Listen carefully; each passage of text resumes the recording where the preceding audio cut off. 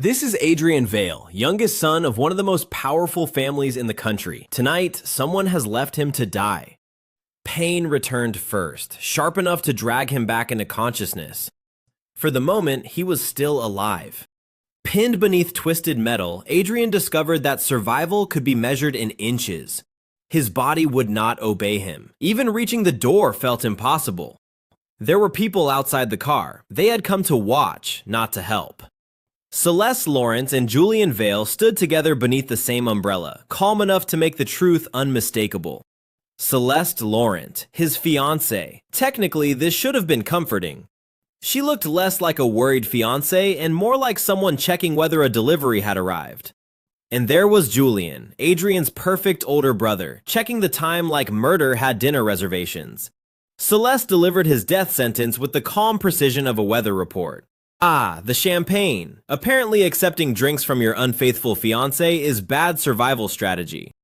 The memory returned in pieces, her smile, the glass, and the one drink he should never have accepted.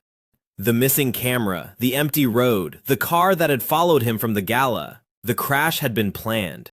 Julian had already prepared the perfect ending for the family's least perfect son.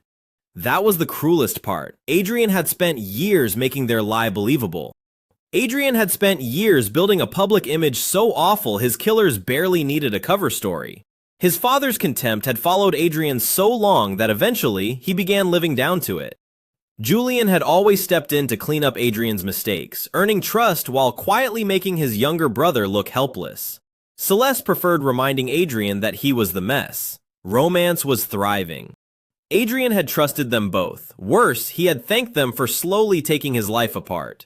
Company, family, fiancé. Adrian finally understood how thoroughly Julian had replaced him. Julian did not deny taking Adrian's life apart. He denied Adrian had ever possessed one. Then Celeste stepped closer, and for one foolish moment, hope survived. For one deeply embarrassing second, Adrian thought she might hold his hand. Nope, she wanted the ring. Much more on brand. The ring came free with one last sharp reminder that none of this was a nightmare. She polished away his blood before handing over the future they had stolen. The engagement had never been romance. The ring was a contract, and Celeste had already chosen its next owner. And there it was, the kind of casual waist grab that definitely did not begin 5 minutes ago. Julian could have simply left. Naturally, he preferred one final twist of the knife. Celeste turned her back on him as easily as she had turned his murder into a business arrangement. They did not stay to watch him die. Apparently, even murder had scheduling conflicts. The worst part was not that they had used his failures, it was how generously he had supplied them. Revenge came first. Regret arrived one breath later. For a moment, there was no pain, no betrayal, and no Adrian Vale. Then death made the deeply unprofessional decision to return him. No blood, no broken bones, not even a ruined shirt. The date on his phone was impossible, and exactly 1 year too familiar. Elias Ward was alive, punctual, and completely unaware that Adrian had just watched him die in another future. Same date, same breakfast, same spectacularly avoidable year. Then reality opened a window and introduced itself with absolutely no bedside manner. The universe reviewed Adrian's life and opened with his least flattering statistics. The offer was absurd. More importantly, it was testable. The system answered impossible financial questions with the confidence of something that had never met an auditor. For once, Adrian's first instinct was not to spend money. Character development had begun aggressively. He chose a watch he had never worn, valuable, unquestionably his, and easy to sell.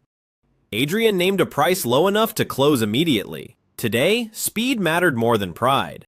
The first deposit arrived, ordinary money earned through an ordinary sale.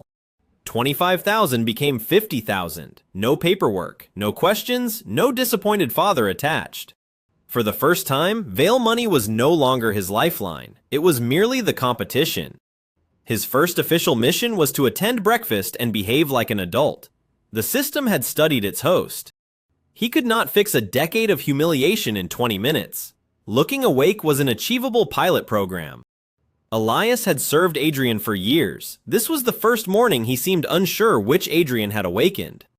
At 8 sharp, the Vale family witnessed its first miracle of the day. Conrad Vale greeted his youngest son with the only question their relationship had trained him to ask. Julian reached for the familiar script. Adrian fails, Julian corrects him, and everyone applauds. Unfortunately for Julian, Adrian had already seen how this report and this entire year ended. For the first time Adrian could remember, his perfect brother had no prepared answer. 1 year remained until the murder. Adrian intended to make it financially catastrophic.